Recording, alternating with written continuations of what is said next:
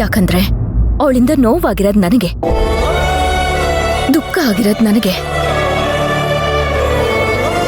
ಎಲ್ಲವನ್ನ ಕಳ್ಕೊಂಡಿರೋದ್ ನಾನು. ಇನ್ಯಾರಿಗೆ ತಾನೇ ಗೊತ್ತಿರುತ್ತೋ ಅವಳ ಬಗ್ಗೆ?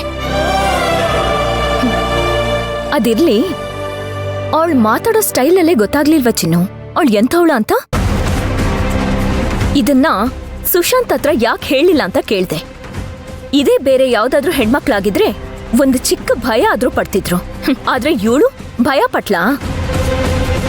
ಅವಳು ಭಯನೂ ಪಡ್ದೆ ಎಷ್ಟು ಈಸಿಯಾಗಿ ನಿನ್ನ ಮಾತಲ್ಲೇ ಬಗ್ಸ್ಬಿಟ್ಲು. ನೀನೇ ಒಂದ್ ನಿಮಿಷ ಏನು ಮಾತಾಡಕ್ಕಾಗಿಲ್ವಲ್ಲ? ಹಾ,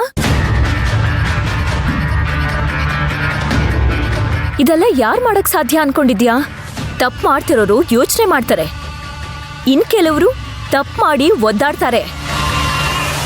ಆದ್ರೆ ಇವಳು ತಪ್ಪನ್ನೇ ಹಾಸ್ಕೊಂಡು ತಪ್ಪನ್ನೇ ಹೊತ್ಕೊಂಡಿದ್ದಾಳೆ.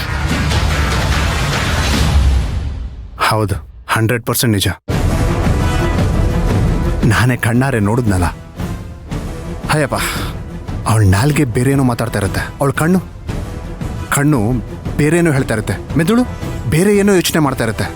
ಸಿಕ್ಕಾಪಟ್ಟೆ ಡೇಂಜರ್ ಕ್ಯಾಂಡಿಡೇಟ್ ಅದು.